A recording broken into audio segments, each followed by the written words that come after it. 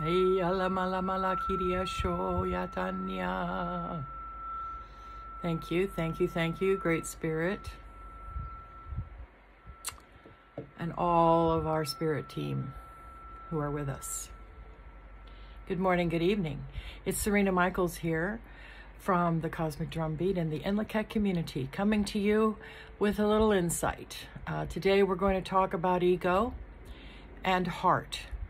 Now, some people would say ego versus heart, because in the consciousness that we live in, most of us, the ego and the heart are enemies. However, I would like to propose to you that the ego and the heart can be enemies, but can also be working together. Let's talk about this. All right, first of all, there's lots and lots of books that have been written about the ego, the superego, the id, and heart consciousness, which comes from your gut, your heart and your gut, which is commonly called intuition or the inner voice. Okay, so I would like to say that you have more than one inner voice. Oh my goodness, do we all have more than one inner voice? We have the voice up here, which when it works against us, is really trying to work for us. It takes all of your experience, all of my experience, everything I've experienced in my life, everything you've experienced in your life, both good and difficult. And it wants to protect you. So it will take all the bad news, all of the experiences you've had that have frightened you, all of the things that you've read about in history that perhaps you think has informed you. However, what has happened inside of your brain is a construct of fear, and this is what your ego defaults to. It defaults to fear and how to keep you safe. Now, think about that for a minute. That's a good thing. Being kept safe is a good thing. If you're in the woods and a bear is coming and your ego is going to kick in to help keep you safe. If you're trying to find your way into a new way of life, your ego wants to stop you. It wants to keep you safe.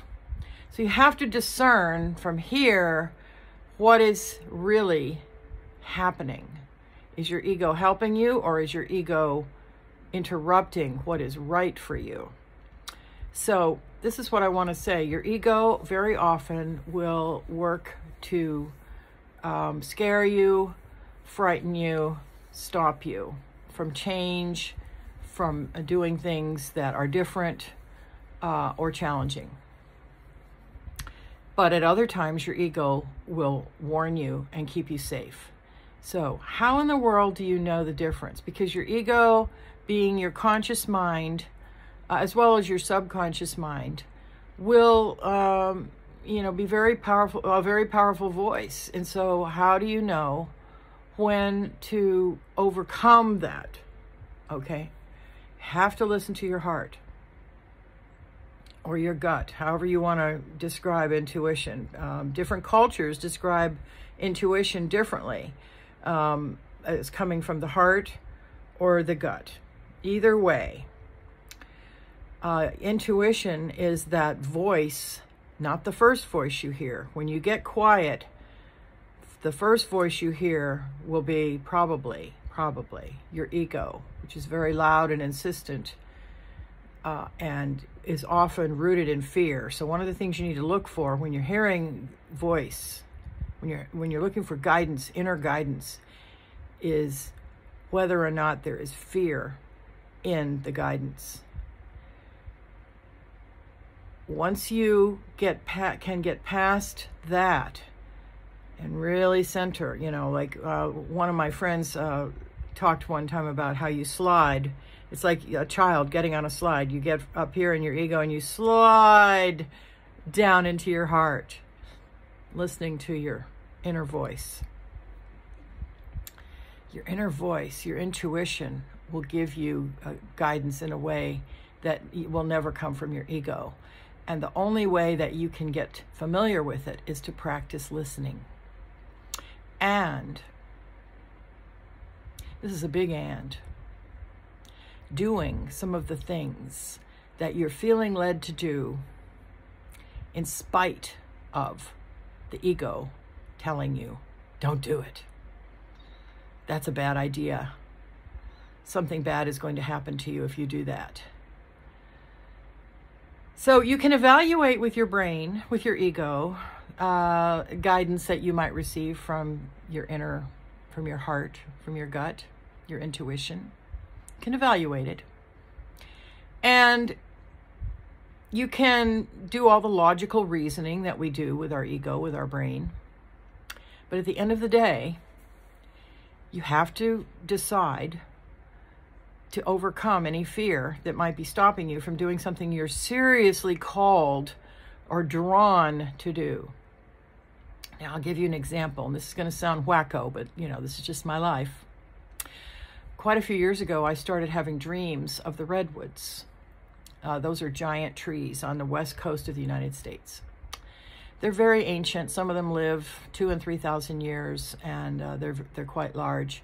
They also have a very shallow root system, and they breathe and receive their nourishment mostly, because they don't have a taproot, mostly from the air, the ocean air coming in from the Pacific Ocean. So if that air is polluted, and that air is filled with chemicals and clogged up, it certainly causes a problem for them. Now, I started having dreams where they were calling to me for help. So when I would be awake and I would think about this, because they were powerful dreams, I would think, this is crazy. This is my ego talking. I can't go to the West Coast. I don't know what to do. I'm just me. I'm not a scientist. I'm not the way I would have put it at the time, 10 years ago, is I'm not an earth healer. I don't know what to do. But the call persisted for me to come out and help.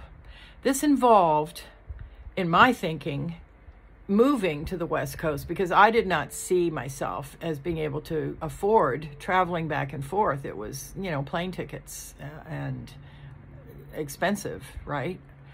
To me, it made more sense to just simply relocate out to where the redwoods were. And this was my intuition speaking. My ego's saying, no, no, no. Everything you know is on the East Coast of the USA.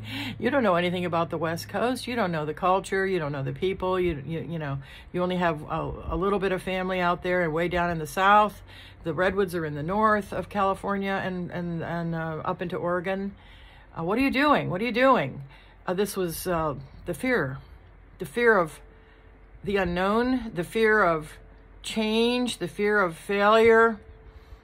At the same time, I view it as the logical progression of my mind, my ego, wanting to keep me safe.